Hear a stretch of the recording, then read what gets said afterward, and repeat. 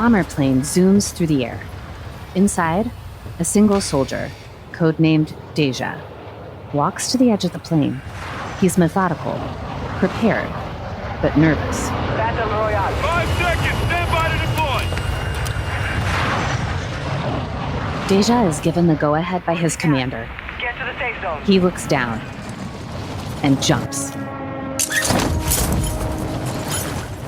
It's a low drop, and Deja has to pull his chute quickly, aiming for the best spot to land.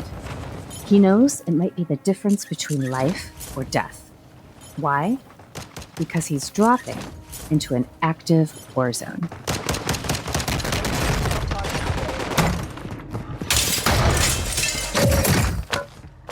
Deja quickly lands on an empty rooftop and smashes through a skylight. He lands on his feet in a large, messy room, looks around. Is there someone around that corner? Behind him?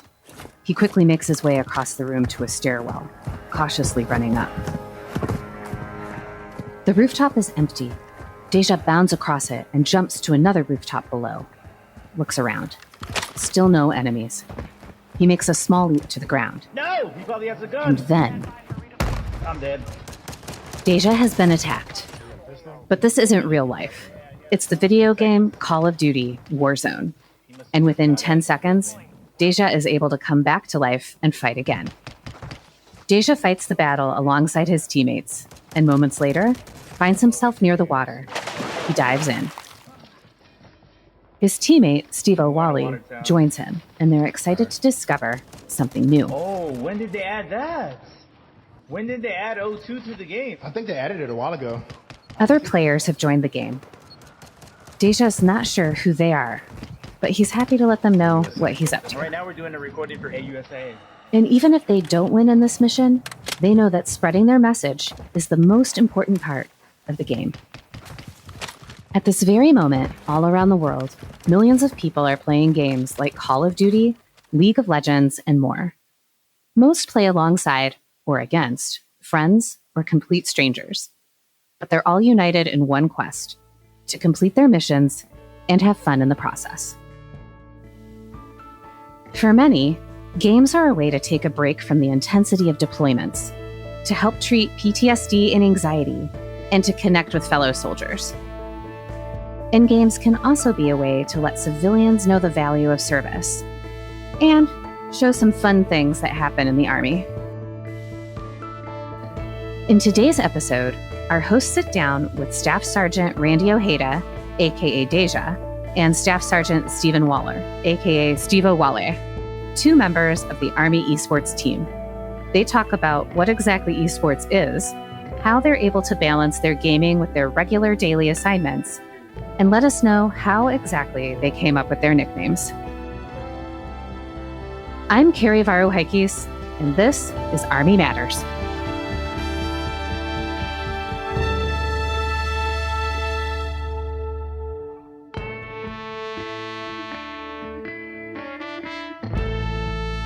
Is there a member of the Army or extended Army family that's made a special impact on your life?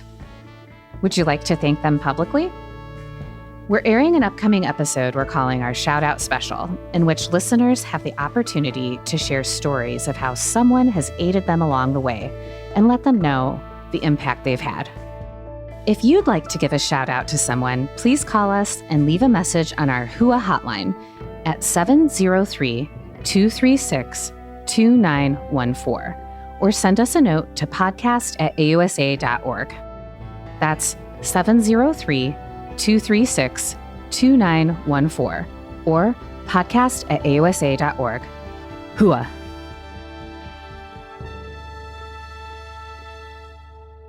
Hello, everyone, and welcome to another episode of Army Matters. Yeah. I'm Sergeant of the Army retired Dan Daly, and I'm here with my good friend and co-host, Les Smith. Dan, what's up? I'm Lieutenant General retired Leslie Smith, the former Inspector General. And guess what, Dan? What? I was in the Pentagon this week. You were this week in the Pentagon? This week I was in the Pentagon. Did and you get I in trouble? see what you meant. No, I didn't get in trouble. Oh, okay. No. I thought maybe you got recalled for something. No, if I get recalled, you get recalled, bro. We'll do it together. Hey, let me ask you a question. Yeah. You ever been part of a team? Oh, yes. I've been on the best team for 35 years. I mean, like a sports team. You ever been part? Yeah. I played baseball and football in high school, and I still stay in touch with many of those folks that I grew up in high school with. But you want to know why I asked you that question? Why? Would you believe that video game playing is a sport now? Yes. Remember, we talked about this already, bro. Oh, that's right. You didn't talk about it. This was another example of you just going and doing a podcast and finding other co-host. That is not true. I was out on the front lines. Yeah, sometimes we got to do what we got to do. I have a request. Yeah, sure. Since I didn't get to be part of this podcast, can I at least do the introduction? Hey, Dan, you can do whatever you want to. So, ladies and gentlemen, the reason why we're talking about this is that in today's episode, Les and senior producer LaSherryn Duncan sat down with Staff Sergeant Randy Ojeda and Staff Sergeant SteveOWalle, two teammates on the Army Esports team. Their nicknames are Deja and SteveOWalle. I think you have to have a nickname on this. Yeah, you do. Thing. Yeah. You do? Yeah. Just like a pilot, you got to have a nickname. Okay, we're ready. Let's go. Today, I'm very honored to be sitting here with our very special co-host for this really cool episode. LaSherryn from AUSA, introduce yourself. Yes, LaSherryn Duncan here with you all. I am one of the senior producers for the podcast, and normally I'm behind the scenes, but today I'm on the scene with this lovely team, so glad to be here. Great. Yeah, LaSherryn really is our boss, one of our bosses. We got quite a few of them. But today we have two members of the Army's esports team. So we have player assistant coach, Staff Sergeant Randy Ojeda, and his name is Deja, and team manager, Staff Sergeant SteveOWalle, aka SteveOWalle. And first Randy and let me get that right. Deja and SteveOWalle. Yeah, SteveOWalle. SteveOWalle, like from the Islands, yes, man. Yeah, okay. And so tell us about, a little bit about your Army story. What's your job, and then how you got into esports originally. All right, well, I'm Staff Sergeant Waller. I've been in 12 years. My job, I'm a 13th Juliet. I'm a field artillery guy, so I'm a fire direction control NCO. Okay. Pretty much what I do to fire safely. And I got into esports. It was kind of funny how it happened because when I was stationed in Germany, like I kind of calmed down playing video games a little bit. And then when I met my wife, we started playing. And then she was like, you should start streaming. So when I PCS'd to Fort Sill, that's when I started getting set up already and everything. And then I heard about the Army esports. So during that time, I was big into Warzone. So I decided to apply as team manager. And I've actually been the team manager since October last year. Oh, congratulations. So why did you join the Army? So because I was too fat for the Air Force. Oh, we got to delete that part. Really? No, just say you were too muscular. You were too muscular. I mean, in reality, that's Okay. what they told me. Is that what they told you? Okay. It is. That's what they told me. Okay. So, All right. I ended up joining the Army. I had a daughter when I was younger. Okay. And, during that time, it was kind of hard. So I've been in ever since. And it's been helping provide for my family. Yeah. And it's actually, been an amazing experience being able to travel, being able to meet a lot of people. Right. It's opened up a lot of opportunities in the personal realm and also in the gaming realm. So. All right. Deja, how about you, brother? Good morning. I'm Staff Sergeant Ojeda. I'm currently stationed in Fort Bliss, Texas. I've been in for 18 years. I am a 15 Papa, aviation operations sergeant, and basically I track helicopters. Why did you join the Army, Deja? So for two reasons. My mother was in the military. Okay. I'm originally from Puerto Rico, and she wanted to change life for us. So she went and joined the military. She did 25 years and then retired. I saw how we were able to travel around the world and see different places. And that's something that I wanted. And I also had a high school sweetheart at the time, and her parents were like, well, what are you going to do to take care of our daughter? So I was like, you know what? I'm going to join the military, and we'll see how it goes from there. Unfortunately, I did get that Dear John letter at basic training, so I did not end up with that person. But from there, I set forward on my path that I've been on ever since. I'm sure she probably wants to rescind that letter. Have you run into her since then? I have run into her parents. I was stationed in JBLM, and her parents reached out to me, and they were like, hey, we're sorry how things went. She chose the wrong path because she ended up with someone that's kind of like a deadbeat. And, we're proud of you. And, I was surprised for what they told me. And I was like, I appreciate that. That's amazing. Yeah. And you were being all you can be. So talk to me about your gaming history. We'll start with you, Deja. When did you start playing? I wasn't really a gamer. I never grew up with games and stuff like that. I was always outdoors playing sports, baseball, football, basketball. Then I joined the military. When I got deployed, my first deployment was to Jalalabad. It was near the Korangal Valley.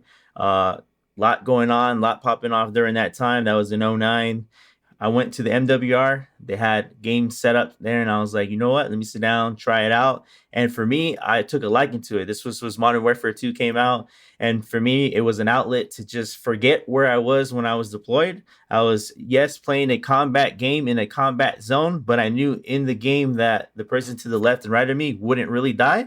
They would come back to life.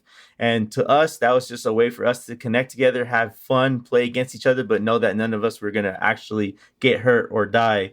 And we used that as a tool when we were out there. Yeah. Okay. How about you, SteveOWalle?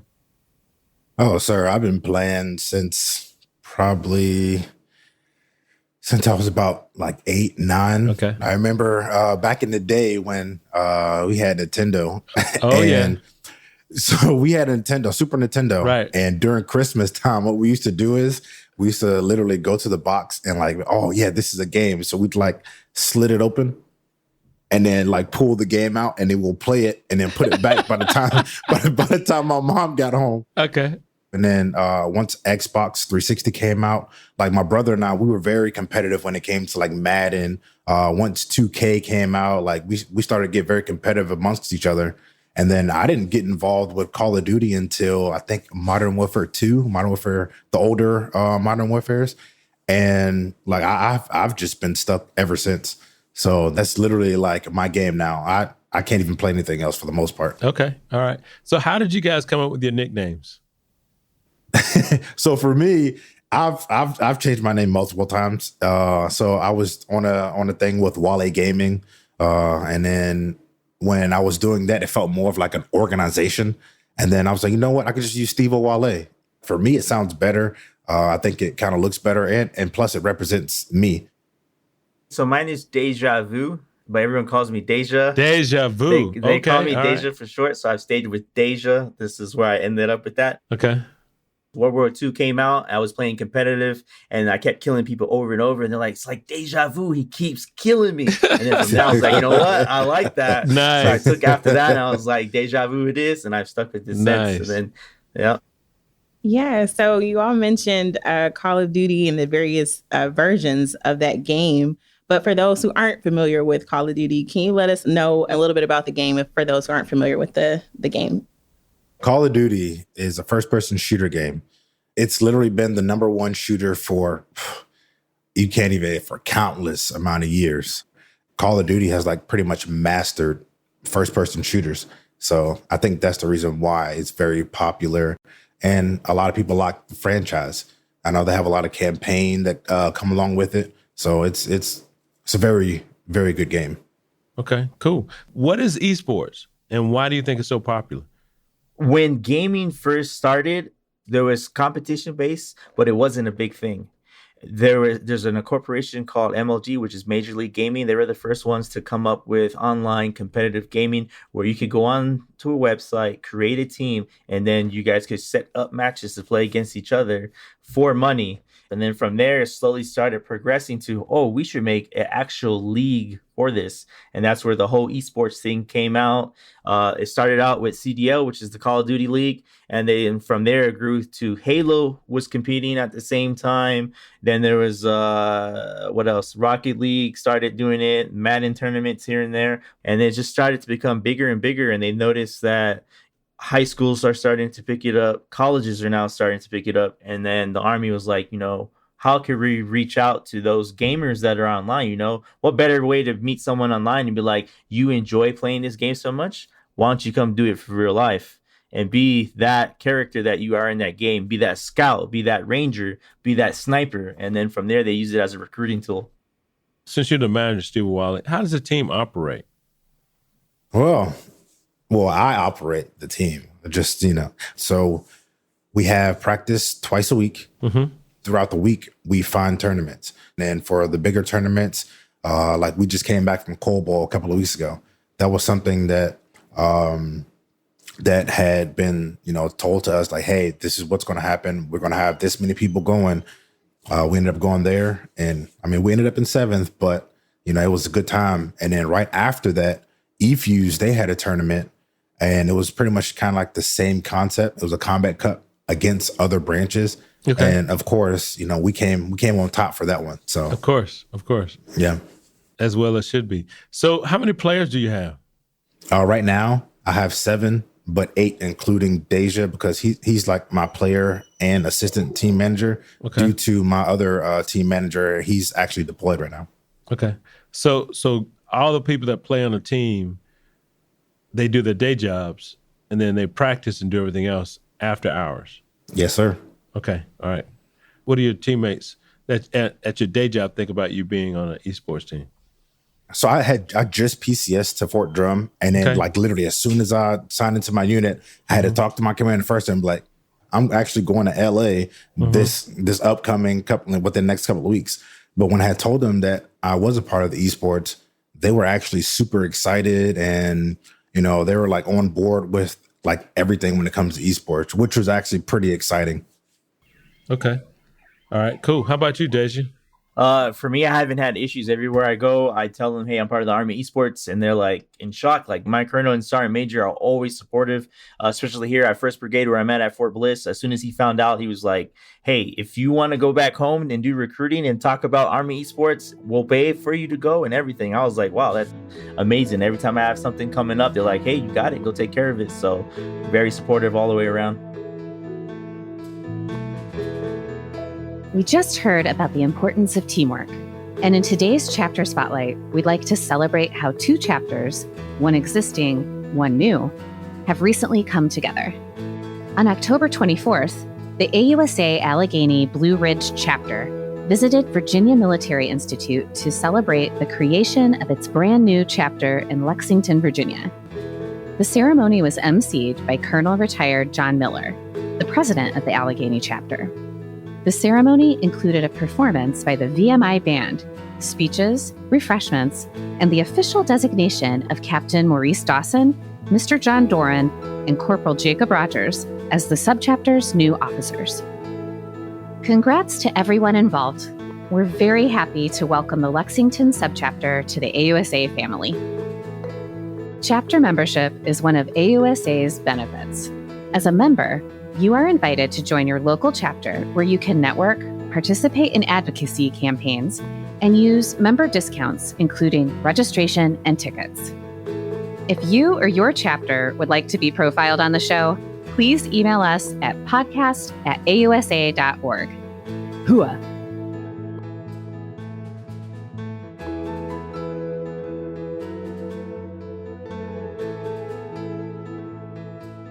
Welcome back to Army Matters. We're here with 2 members from the esports team, SteveOWalle and Deja. So guys, I know that one of the most important things to the team is outreach within the community. So can you please share, what do you all do? I know for me here at Bliss, I have 2 of our players are here with me, and I'll hit them up and be like, hey, we're going to do some community stuff. We have here what's called the Warrior Zone. They have been putting Warrior Zones around in different installations. I went to my Warrior Zone. I was like, hey, I'm an esports guy. Anything you need that deals with the gaming systems, PlayStation, Xbox, computers. If you want me to run competitions, like we're here for that. Because I want our guys to know that we're not just gaming online, but we're also getting involved in our community and spreading the word of what Army Esports is. Because there's still a lot of people out there that don't know that Army Esports exists. And it's a great thing. And my guys enjoy going out and doing different things and seeing kids like, oh, wow, like I could join the Army, do my job, but also play games if I wanted to. Now, Deja, speaking of kids, what do your kids think about your involvement with esports? How old are they? I have a 10-year-old and a 13-year-old. Okay. And they are like, they look up to me. When I went to Cold Bowl, you know, I sent the link back. My mom showed them when I was live on Twitch, and they watch big Twitch streamers, and they were like, oh, you know, that's my dad. He's on there gaming and stuff like that. So they were very excited. They wanted me to win when I was out there. Unfortunately, I was not able to win. And it sucks sometimes because there's times that I sacrifice time that I could be doing things with my kids to practice for competitions. And when I don't win, it's like, dang, you know, but they understand. They know it's a passion that I have, and they want me to be happy as well as I want them to be happy as well, too. I understand that the esports team has some exposure within the Army as part of the recruiting effort, but you're looking to expand. So, if you were speaking to a decision maker right now, what would you love to ask for? I think what we would like to see is more support.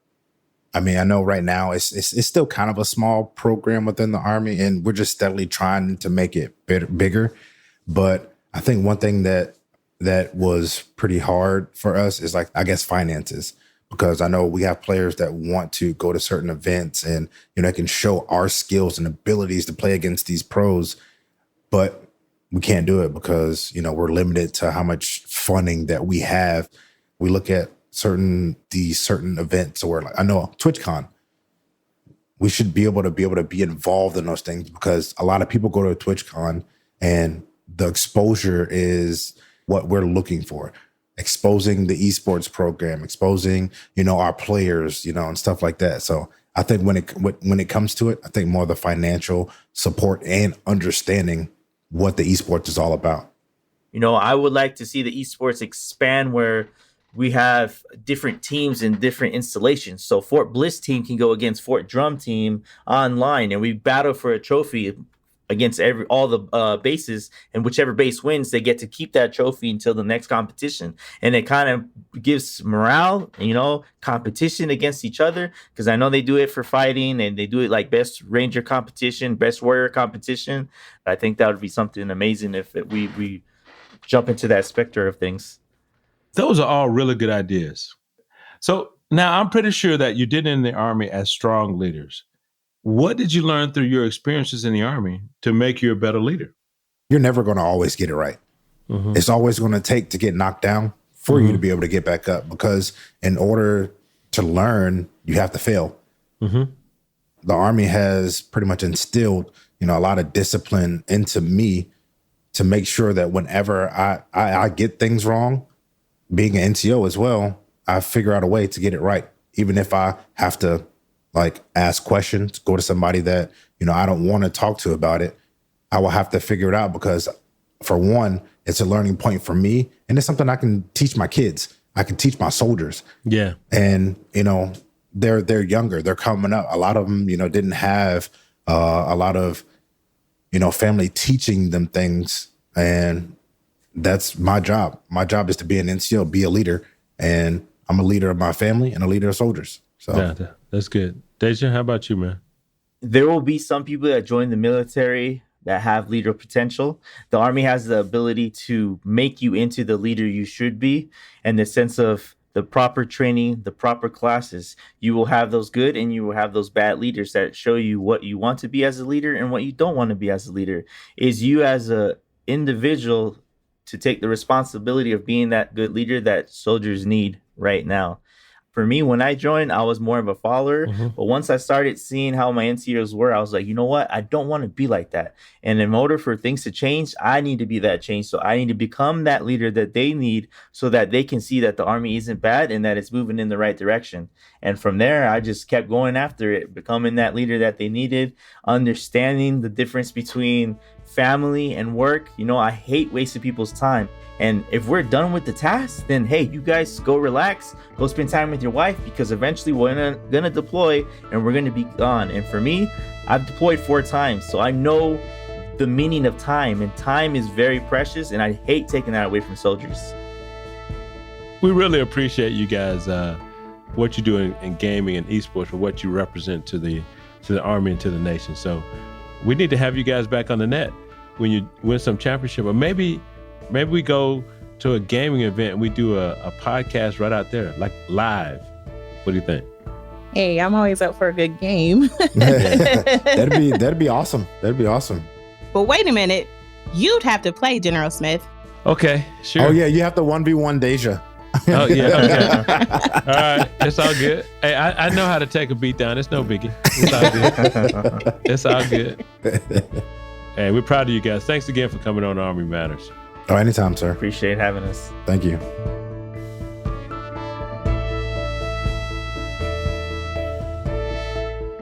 To all our listeners, thanks for joining us. Army Matters is brought to you by the Association of the United States Army, the U.S. Army's professional association, member-supported, Army-connected. Visit us at AUSA.org for more information or to become a member. Your membership helps AUSA continue to carry out its mission, educate, inform, and connect with the total Army, our industry partners, and supporters of a strong national defense. Today's episode was hosted by Lieutenant General Retired Les Smith and SMA Retired Dan Daly, and anchor hosted by Carrie Barrow-Heckes. Anthony Dale Call is the producer and writer, and Andy Bosnack is the supervising sound editor. Unzinga Curry is the executive producer, and the senior producers are Carrie Barrow-Heckes and LaSherryn Duncan. Be sure to subscribe to Army Matters wherever you get your podcasts, and please leave a review. As you know, we love seeing stars in the Army, especially if it comes in the form of a 5-star review. AUSA's Army Matters podcast can also be heard on Reach Across America Radio on Monday at 8 p.m. Eastern, on the iHeartRadio app, the Odyssey app, and the TuneIn app with the search of the word Reef. AUSA's Army Matters podcast primary purpose is to entertain. The podcast does not constitute advice or services. While guests are invited to listen, listeners, please note that you're not being provided professional advice from the podcast or the guest. The views and opinions of our guests do not necessarily reflect the views of AUSA. For questions or to provide topic recommendations, email us at podcast@ausa.org. I'm LaSherryn Duncan. Hope you have a great Army Day. Hooah!